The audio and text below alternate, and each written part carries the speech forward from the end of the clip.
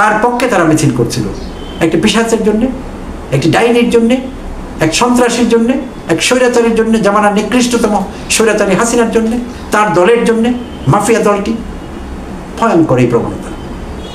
তাই প্রবাসের যেই ভাই বোনরা আছেন পৃথিবীর বিভিন্ন দেশে, তাদের বলছি, জানি না সবার বিবেক কাজ করবে কিনা, দয়া করে যেই দেশে থাকেন আপনি সেই দেশের রাজনীতি ফলো করুন। সেই দেশের মানুষের গণতান্ত্রিক মূল্যবোধ তারা কিভাবে লালন করে, মানবাধিকারকে তারা কিভাবে ঊর্ধ্বে তুলে ধরে, সেগুলো একটু দেখুন।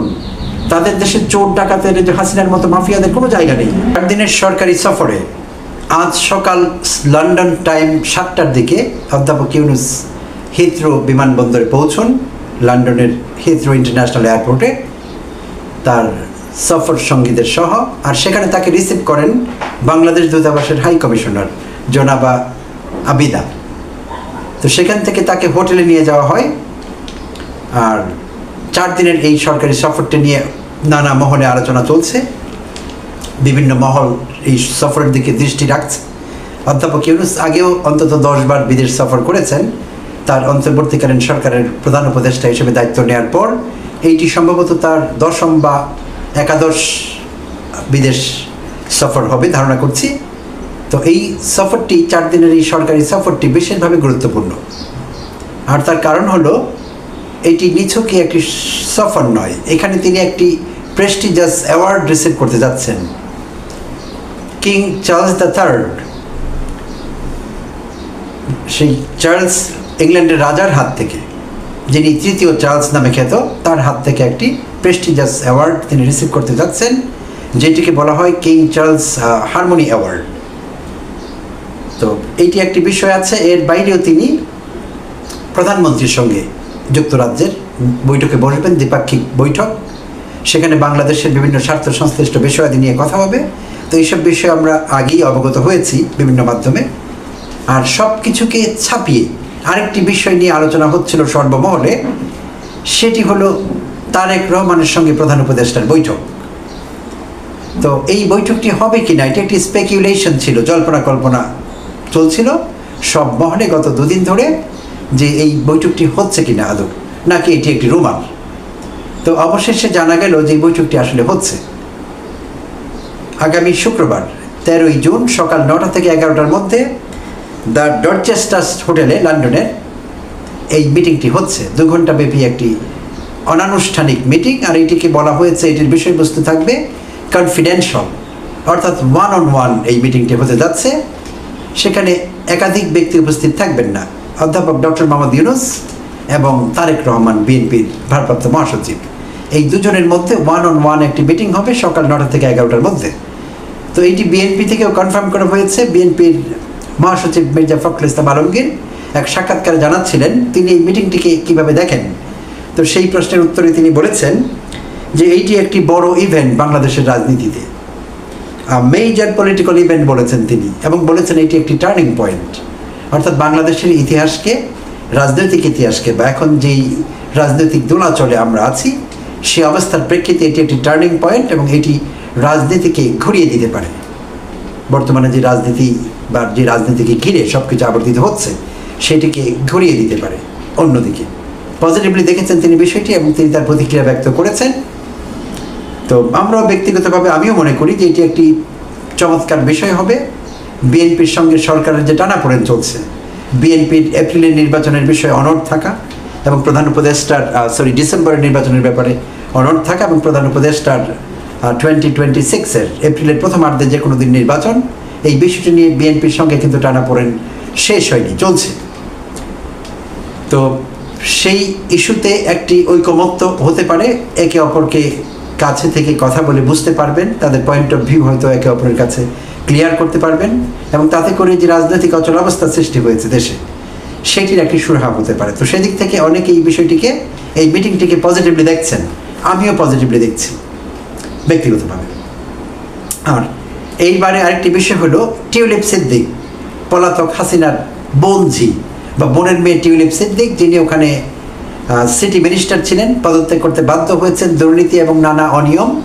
তার খালা শেখ হাসিনার নানা অপকর্মের সহযোগী হবার অভিযোগ তার বিরুদ্ধে উঠেছে।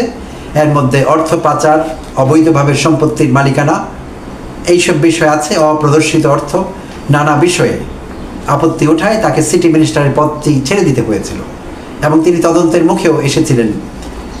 ব্রিটিশ পার্লামেন্ট তার বিরুদ্ধে তদন্ত করেছে, আর বাংলাদেশ সরকার তার বিরুদ্ধে মামলা দায়ের করেছে এবং সেই মামলার অগ্রগতি আছে। দুদকের মামলায় আসামি টিউলিপ সিদ্দিক। টিউলিপ সিদ্দিক চেষ্টা করছিলেন প্রধান উপদেষ্টার সঙ্গে একটি বৈঠক করবার জন্য। তো আমরা মিডিয়া যা দেখেছি, টিউলিপ বলছিলেন যে তিনি তার সম্পর্কে যে ভুল বোঝাবুঝির সৃষ্টি হয়েছে দুদককে কেন্দ্র করে, বা তার বিরুদ্ধে বিভিন্ন দুর্নীতির বা অনিয়মের যে অভিযোগ উঠেছে, এইসব বিষয়ে প্রধান উপদেষ্টার সঙ্গে তিনি কথা বলবেন এবং তাদের ভুল বোঝাবুঝির অবসান হবে। তো এখানে একটি বিষয় উল্লেখ করবার মতো, সেটি হলো টিউলিপ অধ্যাপক ইউনূসকে হাউস অফ কমন্সে, ইউকের যে পার্লামেন্ট, সেখানে নিম্নকক্ষকে আমরা হাউস অফ কমন্স বলি, সেই হাউস অফ কমন্সে, কারণ টিউলিপ এখন ওখানকার একজন মেম্বার পার্লামেন্ট, সেটি তার কাজের জায়গা হাউস অফ কমন্স, সেখানে তাকে চা চক্রে দাওয়াত করেছেন কিংবা মধ্যাহ্ন ভোজে।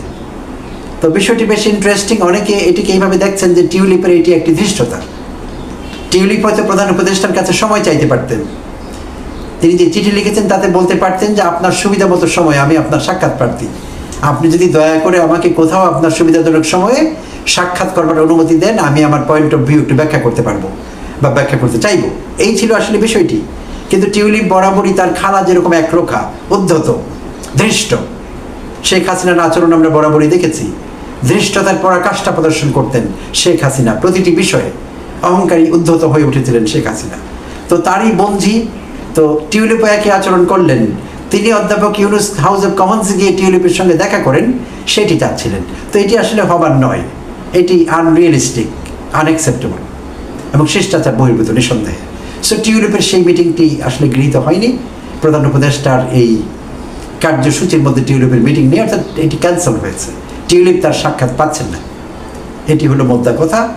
আর তারেক রহমানের সঙ্গে প্রধান উপদেষ্টার সাক্ষাৎটি হচ্ছে, আর সেইটির জন্য আমরা অপেক্ষায় থাকব। সেটি ফলপ্রসূ হয় কিনা, হলেও কিভাবে, কোন ইস্যুতে তারা কি ঐকমত্যে পৌঁছন, এই বিষয়টি দেখবার জন্য আসলে পুরো জাতি অপেক্ষা করবে আমার বিশ্বাস। আর আরেকটি বিষয়ে কথা বলতে হচ্ছে এখানে, দেখা গেল লন্ডনে অধ্যাপক ডক্টর মোহাম্মদ ইউনূস যে হোটেলে উঠেছেন, সেই হোটেলের বাইরে আওয়ামী বাকশালীরা মিছিল করছে, সমাবেশ করছে এবং নানা রকম কটূক্তি করছেন তারা অধ্যাপক ইউনূসকে, অশ্লীল ভাষায় কথাবার্তা বলছেন তাকে অ্যাড্রেস করে। তারা ব্যানার, প্ল্যাকার্ড বিভিন্ন কিছু বহন করছিলেন এবং সেখানে কিছু নারী এবং কিছু বৃদ্ধ লোককেও দেখা গেল। বৃদ্ধই বলবো তাদের, হ্যাঁ, তাদের বয়স 70 আপ হবে মনে হচ্ছিল, শ্বেত শুভ্র দাড়ি চুল, সেরকম কিছু বৃদ্ধ লোককেও দেখা গেল খুব শক্তি নিয়ে, খুব ভিগোরাসলি হাত উঠিয়ে মানি না, কি মানি না, জানি না এরকম স্টাইলে মিটিং করছিলেন, হ্যাঁ, বিক্ষোভ করছিলেন। তো এখানে হতেই পারে, আগেও হয়েছে। আমি যখন নিউ ইয়র্কে ছিলাম, একসময় নিউ ইয়র্কে থাকতাম, তো তখন আমি দেখেছি হাসিনা যখন প্রধানমন্ত্রী ছিলেন, তিনি যখন নিউ ইয়র্কে যেতেন কোনো কারণে, বিএনপির লোকেরা তাকে ঝাড়ু, জুতো এইসব দেখাতো।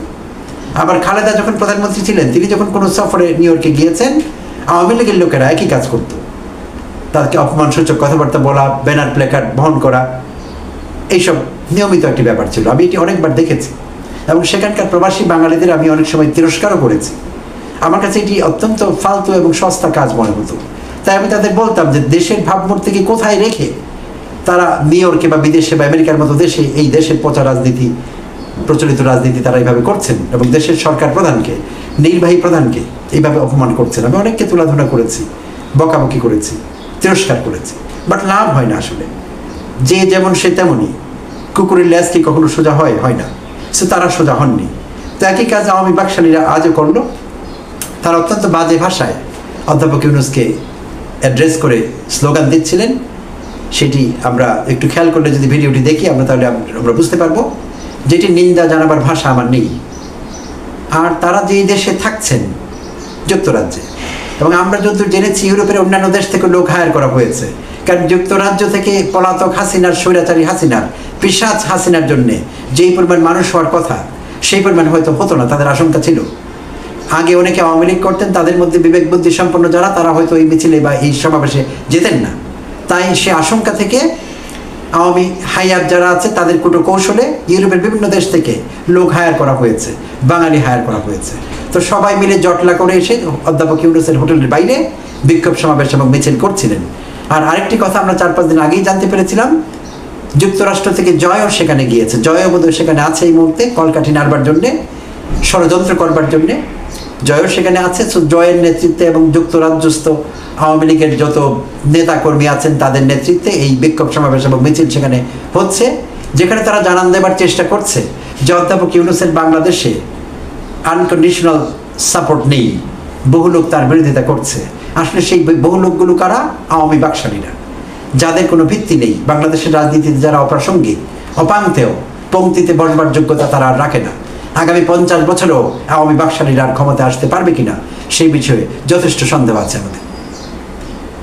তো সেই বাকশালীরা, সেই আওয়ামীরা এটি দেখাবার চেষ্টা করছিলেন যে তারা এখনো আছেন যথেষ্ট শক্তিশালী। আসলে বিষয়টি মোটেই এরকম না। তো তাদের কতটুকু শক্তি সেটা আমাদের জানা হয়ে গিয়েছে। গত 10 মাসে আমরা সেটা বুঝতে পেরেছি। শুধু তাদের নেত্রী পালাননি, তারা সবাই একে একে পালিয়েছেন। তাদের সমস্ত মন্ত্রীরা পালিয়েছে, তাদের সমস্ত এমপিরা পালিয়েছে, তাদের জেলা উপজেলা পর্যায়ের নেতারা পর্যন্ত আত্মগোপন করেছে। প্রিয় দর্শক, নিশ্চয়ই আমরা বুঝতে পারছি বাংলাদেশে আগেও সরকার পতন হয়েছে। খালেদা জিয়ার সরকারের পতন হয়েছিল, এরশাদের সরকারের পতন হয়েছিল। সেখানে কখনোই তাদের পালিয়ে যেতে হয়নি। ক্ষমতা ছেড়ে দেওয়া পার্টির নেতা কর্মী এমপি মন্ত্রীদের এভাবে হোলসেল পালিয়ে যেতে হয়নি, কারণ তারা অত দুষ্কর্ম কেউ করেননি। হ্যাঁ, তারাও যে সরকার ভালো চালিয়েছিলেন আমি সে কথা বলবো না, কিন্তু তাদের দুষ্কার্য বা দুষ্কৃতির পরিমাণ এই পর্যায়ে ছিল না যে তাদের দেশ ছেড়ে পালাতে হতো, নিজের শহর ছেড়ে, নিজের বাড়ি ছেড়ে, নিজের এলাকা ছেড়ে পালাতে হতো। তারা কিন্তু সেই পর্যায়ে যাননি। হাসিনাই সবচেয়ে খারাপ পর্যায়ে গিয়েছিলেন। 3-3বার দামি নির্বাচন, রাতের নির্বাচন, নিকৃষ্ট নির্বাচন, এবং যেটি কোনো নির্বাচন আসলে ছিল না আদত। চুরি চামারি, ইলেকশন ইঞ্জিনিয়ারিং এই ছিল। আর এই নির্বাচন করে হাসিনা 3-3বার ক্ষমতায় ছিলেন এবং ধৃষ্টতার পরাকাষ্ঠা প্রদর্শন করেছিলেন।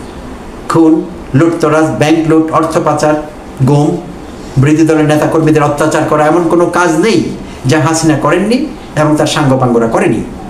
সো এই যখন আওয়ামী লীগের অবস্থা, আর পলাতক অবস্থায় সবাই আছে, সেই অবস্থায় লজ্জার মাথাকে তারা ইংল্যান্ডের রাস্তায়, সেখানকার সদর রাস্তায় দাঁড়িয়ে চেহারা দেখিয়ে মানুষকে মিছিল করছেন, সমাবেশ করছেন, স্লোগান দিচ্ছেন বিশ্ববরেণ্য অধ্যাপক ডক্টর মোহাম্মদ ইউনূসের বিরুদ্ধে। অধ্যাপক ইউনূসকে তারা চেনেন, যুক্তরাজ্যের মানুষ চেনেন, যুক্তরাষ্ট্রের মানুষ চেনেন, ইউরোপের মানুষেরা আরো ভালোভাবে চেনেন, সারা দুনিয়া তাকে চেনে। সো আমি বাকশালীরা হুয়াক্কা হুয়া করলেও কোনো লাভ নেই। এই শিয়ালের ডাক আর কুকুরের ডাক কিচ্ছু পার্থক্য হবে না। অধ্যাপক ইউনূস তার জায়গায় থাকবেন। বরং বিশ্ববাসী, আমি বিশ্ববাসী বলবো, কারণ লন্ডনের রাস্তায় এরকম মিছিল করা মানে সারা পৃথিবীর মিডিয়াতে সেটি কাভারেজ পাবে। বিশ্ববাসী আবার নতুন করে জানবে যে আওয়ামী লীগ কে, হাসিনা কে। তারা আবার পড়াশোনা করবে, গুগল করবে, করে জানতে পারবে হাসিনার অপকীর্তি সম্পর্কে। আগে যারা জানতো না ভালো করে, তারা আরো ভালোভাবে জানতে পারবে। সো আওয়ামী বাকশালীরা নিজের ক্ষতি করেছে, অধ্যাপক ইউনূসের কিচ্ছু হয়নি। এবং সম্মানী লোকের কিচ্ছু হয় না, তার সম্মান রক্ষিত হয়। তো তারা আরো ছোট হবে, তারা নিজেদের আরো ছোট করেছে। আমি সবচেয়ে অবাক হলাম যে তারা এরকম ইংল্যান্ডের মতো জায়গায়, যুক্তরাজ্যের মতো জায়গায়, যেটিকে গণতন্ত্রের সূতিকাগার বলা হয়, সেই সব জায়গায় যারা বছরের পর বছর থাকছেন, সেই লোকগুলি তো এসেছে, কিংবা ইউরোপের বিভিন্ন দেশ থেকে যারা এসেছেন, ইউরোপের প্রত্যেকটি দেশে গণতান্ত্রিক সরকার আছে, মানবাধিকার সুরক্ষিত হচ্ছে। তো সেই সব দেশে এই ছোট লোকেরা, আমি ছোট লোকেই বলবো, এইসব কুকুর বিড়াল শিয়ালেরা বছরের পর বছর থাকছে, তারা কি সেখান থেকে কিচ্ছু শেখেনি? কোনো ভালো আচরণ, মানবাধিকার, গণতান্ত্রিক মূল্যবোধ কিচ্ছু শেখেনি তারা? কোন পিশাচের জন্য তারা আন্দোলন করছে, রাস্তায় নামছে, সমাবেশ করছে, আর কোন লোকটির বিরুদ্ধে তারা কথা বলছে? এতটা মূর্খ তারা! ছি ছি ছি ছি! এইসব উন্নত দেশের থেকেও তারা কিচ্ছু শেখেনি। 2 পাউন্ড কামানো ছাড়া, 2 ডলার কামানো ছাড়া মানুষের কি শিখবার আর কিছু নেই? ছি ছি ছি ছি! জানাবার কোনো ভাষা নেই আমাদের। তারা আসলে কখনোই শিখবে না, কখনো শিখবে না। আওয়ামী বাকশালীরা কখনো ভদ্র হবে না, কখনো সভ্য হবে না। তারা এগুলো শিখবে না। তাদের ডিকশনারিতে সভ্যতা বলে কোনো শব্দ নেই, সেই প্রমাণও আজ তারা দিল। আর কিছু বৃদ্ধ লোককে দেখলাম, ইন্টারেস্টিংলি আমি আরো অবাক হলাম। বৃদ্ধ, তাদের চুল দাড়ি সফেদ, সেই লোকদেরও দেখলাম একবার হাত উঁচিয়ে উঁচিয়ে মিছিল করছে, মানি না, মানি না, জানি না, জানি না। ভয়ঙ্কর কথা! ছি ছি ছি ছি! এক পা কবরে দিয়ে রেখেছে তারা। তাদের তো এখন সৎ জীবনযাপন করবার কথা, সৎ ভাবনা ভাববার কথা। কোন পিশাচের জন্য তারা হাত তুলে? বৃদ্ধ লোকগুলো যারা দুর্বল, শারীরিকভাবে দুর্বল, অশক্ত, তারা এইভাবে মিছিল করছিল হাত এরকম উঁচু করে করে। ভয়ঙ্কর একটি প্রবণতা। কার জন্যে? ছি! একবারও তাদের আয়নায় নিজের চেহারা দেখতে হবে না? কার পক্ষে তারা মিছিল করছিল? একটি পিশাচের জন্যে, একটি ডাইনির জন্যে, এক সন্ত্রাসীর জন্যে, এক স্বৈরাচারীর জন্যে, জামানার নিকৃষ্টতম স্বৈরাচারী হাসিনার জন্যে, তার দলের জন্যে, মাফিয়া দলটি। ভয়ঙ্কর এই প্রবণতা। তাই প্রবাসে যেই ভাই বোনরা আছেন পৃথিবীর বিভিন্ন দেশে, তাদের বলছি, জানি না সবার বিবেক কাজ করবে কিনা, দয়া করে যেই দেশে থাকেন আপনি সেই দেশের রাজনীতি ফলো করুন, সেই দেশের মানুষের গণতান্ত্রিক মূল্যবোধ তারা কিভাবে লালন করে, মানবাধিকারকে তারা কিভাবে ঊর্ধ্বে তুলে ধরে, সেগুলো একটু দেখুন। তাদের দেশের চোর ডাকাতের যে হাসিনার মতো মাফিয়াদের কোনো জায়গা নেই, এইসব মাফিয়ারা রাজনীতি করতে পারে না। একটু দেখুন, একটু শিখুন, বস্তা পচা পুরনো ধ্যান ধারণা ছাড়ুন, লজ্জার হবে না হলে এটি দীর্ঘমেয়াদে। ধন্যবাদ দর্শক, ভালো থাকবেন।